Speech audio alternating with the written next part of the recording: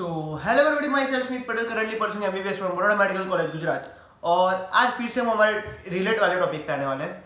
सो आप रिलेट कर सकते हैं। ज़्यादातर बच्चे क्या करते हैं पूरा दिन कि कुछ प्रोडक्टिव काम नहीं कर पाते। कि पूरा दिन हम सुबह कोचिंग गए, कोचिंग के बाद 3-3:30 बजे कोचिंग से आए, फिर 3:30 बजे कोचिंग से आने के बाद थोड़ा नाश्ता वास्ता कर लिया, खा लिए वालिए, फिर उसके बाद हम सो जाते हैं और फिर 5 बजे उठते हैं। फिर 5 बजे उठ के अब पढ़ने बैठ तो जाते हैं, पर अब क्या पढ़ नहीं पाते। अब 5 बजे उठ गए, अब क्या पढ़ना है तो वो सोचते हैं। फिर क्या पढ़ना है सोचते सोचते हम उसकी बुक्स निकालते हैं और उसके सोर्स बोर्ड्स निकालते हैं, यूट्यूब वीडियोस निकालते हैं। फिर वो पढ़ते पढ़ते कहाँ पे यूट्यूब है और फोन के अंदर घुस जाते हैं कि वो करते करते हमारा टाइम 7-7:30 बज जाता है। थोड़ा स्क्रोलिंग करना होता है, थोड़ा दोस्तों से बातें करनी होती है और फिर अब एक प्रॉपर टाइम आता है जब सोचते हैं कि फाइनली डिनर करके हम पढ़ने बैठ ही जाएंगे। फिर अब डिनर करके उठने में हमारे 8-8:30 बज जाते हैं। फिर करते करते 9 बजे तक एट दी एंड हम पढ़ने बैठ तो जाते हैं, पर फिर 9 बजे पढ़ते पढ़ते पढ़ते कैसे कोई कुछ और काम आ गया और करते करते कब 11-12 बज जाते पता नहीं चलता। और 11-12 बजते ही हमें पता है कि कल तो वापस कोचिंग जाना है, अब तो सोना तो पड़ेगा ही, 8 घंटे की तो नींद जरूरी है। और फिर वो करते उस टाइम पे वैसा होता भी क्या है कि जैसे 11-12 बजते हैं ना, तो अगर कल पेपर ना हो और आज 11-12 बज गए, मतलब 100% जो नींद आती है वो एकदम एक्सट्रीम वाली आती है। मतलब आप पढ़ने बैठते हो और वो बोलते हैं कि भाई तू लेट जा, तब तू खड़ा मत रहे, अब तू पढ़ मत, अभी तो सोने के टाइम हो गया तेरा, कल तुझे कोचिंग जाना है, कल पूरा दिन काम करना है, आज तू नहीं पढ़ पाया, मतलब आज का भी कल कवर करना है। और करते करते फिर आप लेट जाते हो तो फिर डिनर पूरा अपना दिन पूरा हो जाता है और आप कुछ प्रोडक्टिव काम नहीं कर पाते। मतलब आपको कुछ चाहिए वो सब कुछ आप हासिल नहीं कर पाए। तो इसके लिए आपको एक क्या की मोटिवेशन की जरूरत नहीं है, आपको अपना दिन कैसे डिवाइड करना है, आपको अपना दिन कैसे प्रोडक्टिव बनाना है और आपको दिन के अंदर क्या क्या आपकी दिनचर्या में होना चाहिए कि उससे रिगार्डिंग आप अपना दिन एकदम ज़्यादा फोकस्ड और सबसे ज़्यादा अच्छा वाला दिन बना सके। क्योंकि कभी कभी होता है ना कि एक ऐसा दिन जिससे आप बहुत काम कर ले, बहुत पढ़ाई कर ले, फिर आपको वो सुकून वाली नींद आती है कि हाँ बस भाई अब तो मुझे इतना मैंने पढ़ लिया, ऐसा ही हर रोज का दिन निकल जाए तो मज़ा आ जाए। तो वो सुकून वाली नींद वाला दिन कैसे लाना है उसके लिए आज हमारा वीडियो है। तो वेलकम टू PNS सीरीज 4 और आज हम करने वाले हैं how to manage our day और हमारे डे को कैसे डिवाइड करना होता है। तो ये भी पूरा हमारा फुल प्रैक्टिकल एक्सपीरियंस और फैक्ट्स वाला वीडियो होने वाला है, ना कि कोई आगे बंदर कुछ भी आगे बोल दिया। जो मैं फॉलो करता था, जो मैंने लोगों को फॉलो करते हुए देखा और जिससे रिजल्ट आता है, जिससे आपका फोकस बढ़ता है, जिससे सब कुछ जो आपको लगता है वो सब बढ़ जाता है, वैसा दिन एकदम खतरनाक वाला मैं अपना जो मैं खुद यूज़ करता था वो वाला टॉपिक लेके आया हूँ। तो सबसे पहले कि मैं आपको बोलना चाहूँगा कि इसके अंदर आपको पहले अपने दिन के अंदर होना क्या चाहिए कि उसको हम प्रोडक्टिव बना दें। तो सबसे पहले मैंने इधर टॉपिक्स लिखे हैं कि हमारे पास दिन के अंदर जो मेन 5 चीज़ होनी चाहिए। तो सबसे पहला कि आज आप कोचिंग को साइड में रखें, क्योंकि कोचिंग वाला दिन जो टाइम होता है वो उसको हम गिनते ही नहीं अपने दिन के अंदर, क्योंकि उसके उधर तो आप कंपलसरी आपको जाना पड़ता है, जो वो लोग करवाते हैं वो आपको करना पड़ता है। पर आपकी साइड से आप क्या कर सकते हो, तो सबसे पहले आपको कि कोचिंग से क्या पढ़ के आए हो, आप पहले ये चेकलिस्ट बना लीजिए कि आपको ये 5 चीज़ें दिन के अंदर होनी चाहिए आपकी, तो सुकून वाली नींद आपको आएगी। तो सबसे पहले ये कि आप कोचिंग में से क्या पढ़ के आए हो, कोचिंग में से जो पढ़ के आए वो आपको घर पे आके रिवाइज करना है। क्योंकि फिर उसके लिए ना हो कि आप जो कोचिंग से पढ़ के आए वो रिवाइज ना करें और फिर आपको पता ही नहीं कोचिंग में क्या चल रहा है, और फिर जो पूरे दिन आप कोचिंग के अंदर पढ़ के आए वो सब आपका घर पे आके फिर वेपराइज हो जाएगा और आपको वो कोचिंग वाला पढ़ने का कोई फायदे में नहीं रहेगा। इसलिए सबसे पहली बात यह है कि आप जो कोचिंग से पढ़ के वो आप एक बार घर पे रिवाइज करो। तो चेकलिस्ट के अंदर सबसे पहले कि कोचिंग में से क्या पढ़ के वो रिवाइज करें। फिर चेकलिस्ट के अंदर दूसरा है कि पर डे 2 चैप्टर लेना है आपको। तो पर डे तो 2 चैप्टर क्यों है आपको मैं समझाता हूँ कि अगर आप एक चैप्टर लोगे तो वो चैप्टर कौन सा होगा जो आपको पसंद है, और जो आपको चैप्टर नहीं पसंद है वो आप उसको छोड़ दोगे। मतलब दिन के अंदर 2 सब्जेक्ट लेने, एक मैंने लिया आज फिजिक्स और केमिस्ट्री लिया। तो फिजिक्स और केमिस्ट्री में मुझे पहले तो कॉम्बिनेशन ऐसा बनाना है कि एक चैप्टर ईजी और एक चैप्टर हार्ड। तो मतलब क्या कि हार्ड के अंदर आप ज़्यादा टाइम दे सको और ईजी के अंदर आपको कम टाइम के अंदर, मतलब एक सिलेबस तो कंप्लीट भी हो जाए आपका कि टर्म का मतलब मेंटेन टाइम के अंदर आपका सिलेबस कंप्लीट हो 2 चैप्टर का। फिर दूसरा कि मिनिमम ये हम चेकलिस्ट के अंदर कि एक दिन के अंदर 2 सब्जेक्ट करना है, मतलब एक दिन के अंदर 2 चैप्टर्स करने हैं। फिर दूसरा कि हमको मिनिमम एक दिन के अंदर मिनिमम 60 MCQs करने ही करना है। मतलब एट द एंड आप जो एग्जाम देने वाले हो वो नीट और जेईई होने वाली है, और नीट और जेईई के अंदर होने क्या वाला है MCQs। तो आप अगर MCQs की प्रैक्टिस ही नहीं करोगे तो फिर आप घंटा उधर एग्जाम के अंदर आप कुछ करके आओगे। मतलब एक दिन के अंदर आपको मिनिमम 60 MCQs तो करने ही करने हैं। फिर दूसरा एनालिसिस ऑफ 60 एमसीक्यूज। अब 60 एमसीक्यूज आपने कर लिए। ज़्यादातर लोग क्या करता है कि ये टॉपर्स वाली सीक्रेट है, ज़्यादा लोग क्या करता है कि एमसीक्यूज कर लिए, मतलब जो आगे वो आगे, नहीं आया तो नहीं है, हमको चेक बैक कर लिया, हमने 100 में से 80 नहीं है, बस छोड़ दिया, और दूसरा दिन दूसरे 100 एमसीक्यूज। अब 100 एमसीक्यूज आप ऐसे करोगे, उससे ज़्यादा अच्छा टॉपर्स क्या करते हैं 60 एमसीक्यूज किए, 60 में से उनको 50 एमसीक्यूज आए, 10 एमसीक्यूज नहीं है तो वो 10 के एनालिसिस करेंगे, मुझे क्या नहीं आता, वो कौन से टॉपिक्स नहीं आते, वो टॉपिक्स को पढ़ेंगे वो लोग, वो 10 एमसीक्यू सॉल्व करेंगे और फिर आगे बढ़ेंगे। मतलब आज जो आपने 60 एमसीक्यूज किया, मतलब वो 60 टॉपिक्स आपके क्लियर होने ही चाहिए, तभी आपको नेक्स्ट आगे बढ़ना है। ये इसके ऊपर भी हम पूरा परफेक्ट वीडियो में आगे लाने वाला हूँ, पर ये आपको थोड़ा ब्रीफ में समझा दिया कि आप जो भी एमसीक्यू सॉल्व करो उसका कंप्लीटली एनालिसिस आपके पास होना चाहिए। तो फिर क्या कि आप आगे आके आपको पता चले कि मुझे कहाँ पे अपनी मेहनत ज़्यादा करनी है, कहाँ पे मेहनत कम करनी है। फिर दूसरा कि एनालिसिस ऑफ द डे। सबसे पहला क्या था कि स्कूल में से आकर उसका रिवीजन करना है, दूसरा 2 सब्जेक्ट पर डे, तीसरा था हमारा 60 एमसीक्यूज, चौथा था 60 एमसीक्यूज का एनालिसिस, और लास्ट अगले दिन का एनालिसिस। पूरे दिन का एनालिसिस मतलब आज पूरे दिन मैंने क्या किया, तो मतलब क्या दूसरे दिन हम जो 5 बजे उठ के हम सोचते हैं ना कि आज मुझे क्या पढ़ना है, उसका जो मेन रूट है ना, वो मेन जड़ वो ये वाला है कि रात को अगले दिन रात को आपने अगर शाम को रात को सोचा होगा कि मैंने पूरे दिन क्या पढ़ा, तो आपको पता चलेगा मुझे कल क्या पढ़ना है।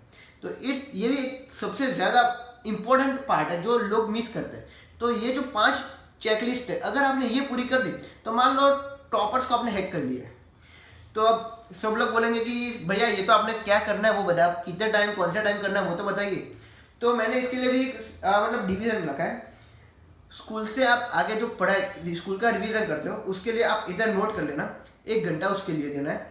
फिर मिनिमम 2 सब्जेक्ट, तो 2 सब्जेक्ट के लिए क्या करना है कि एक हार्ड चैप्टर और एक वीक चैप्टर। तो हार्ड चैप्टर और वीक चैप्टर के लिए मैंने दोनों को मिला के 2.5 घंटा दिया है, मतलब उसके अंदर सिर्फ थियरी करनी है, ना कि उसके एमसीक्यूज है उसको कुछ सॉल्व करना है। तो 2.5 घंटे के लिए पूरा एक हार्ड चैप्टर अगर और इजी चैप्टर, तो उसको आप अपने और से डिवाइड कर सकते हो। अगर आपके 1.5 घंटे के अंदर हार्ड चैप्टर हो जाए तो 1 घंटे के लिए वीक चैप्टर, फिर अगर 2 घंटे लगे तो आधे घंटे वाला चैप्टर लो। ऐसा रिवीजन आप अपने मेथड से लगा देना। फिर दूसरा होगा कि मिनिमम 60 एमसीक्यूज। अब आपने जो आज पढ़ा, जो स्कूल में भी पढ़ा, कोचिंग में, फिर आपने जो ये 2 चैप्टर्स किए, उसके जो भी एमसीक्यूज हो उसके मिनिमम 60 एमसीक्यूज आपको अभी प्रैक्टिस करना। मतलब जितने टॉपिक्स आज अपने क्लियर हुए उतने सब टॉपिक्स के 60 एमसीक्यूज के अंदर वो आ ही जाएगा, आपने कितना पढ़ा है वो। तो मिनिमम 60 एमसीक्यूज तो वो करना ही है। और फिर उसके बाद आपका जो एनालिसिस होगा एमसीक्यूज का, वो मैंने मतलब 60 एमसीक्यूज का मैंने 1 घंटा रखा है, और वो एनालिसिस ऑफ 60 एमसीक्यूज 30 मिनट्स रखा है, क्योंकि आपके सबके रॉन्ग पड़े हुए नहीं वाले। और जब भी आप वो 1 घंटा 60 एमसीक्यूज के लिए था, मतलब उसके लिए एक एवरेज एक एमसीक्यू के लिए 1 मिनट था। तो अगर बायोलॉजी आप ले रहे हो तो बायोलॉजी के अंदर आप 1 मिनट के अंदर 2-3 एमसीक्यू सॉल्व कर देते हो, तो मतलब वो आपका मेंटेन हो जाएगा। और मानो मेरी बात, 1 घंटे के अंदर 60 एमसीक्यूज तो इजीली मेरे भी सॉल्व हो जाते थे और मेरे कलीग्स के भी हो जाते, मतलब आपके भी हो ही जाएंगे। Then 30 minutes for the analysis and 1 hour for the analysis of the day. Analysis of the day के अंदर क्या है कि आपको आज सुबह से शाम तक आपने जितना भी कुछ पढ़ा, जितना भी कुछ किया, सबका एनालिसिस आपके पास होना चाहिए। डन। अब आप इसको डिस्ट्रीब्यूट कैसे कर सकते हो कि अगर आप स्कूल से आए, मतलब अगर आपको आइडियल कोचिंग हमने ले ली 2:30 से 3 बजे, 3 बजे आप अगर घर से उधर से निकले और 3:30 बजे इधर आए, मतलब खाना वाना करके आपको 3:30 पौने 4 तक आपको पूरा फ्रेश हो जाना है। फिर 5 बजे तक आप सो भी जाओ, उसका भी कोई टेंशन नहीं है, 5 बजे सो जाओ। फिर 5 से 7 2 घंटे आपको कंटिन्यू, ये पूरा मैंने फैक्ट्स और अपने एक्सपीरियंस से बोल रहा हूँ, मतलब ये आप करोगे ना तो आपको चेंज नजर आएगा। 2 घंटे के लिए आपको क्या करना है कि 2 घंटे के लिए आपको जो हार्ड चैप्टर है ना उसकी थियरी कंप्लीट कर देनी है 2 घंटे के अंदर, 7 बजे तक।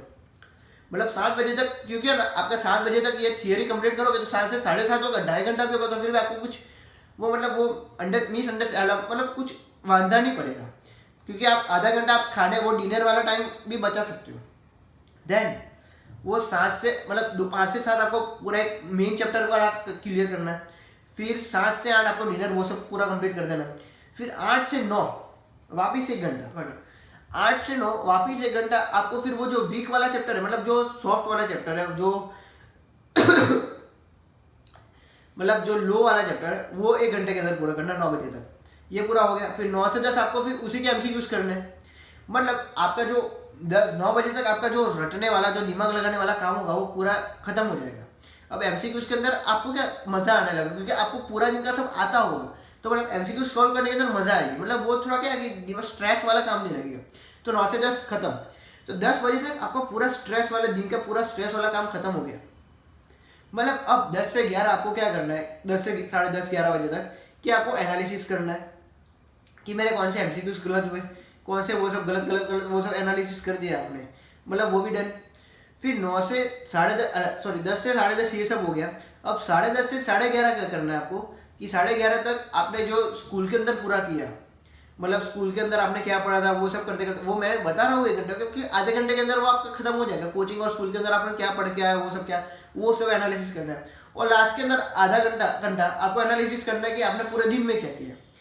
अब ये जो हमने लास्ट में एनालिसिस पूरे दिन का रखा है, उसके आगे भी एनालिसिस रखा है, उसके आगे भी एनालिसिस रखा है, मतलब एमसीक्यूज का एनालिसिस करो, मतलब आपने जो अभी पढ़ा वो तो आपका कवर हो गया।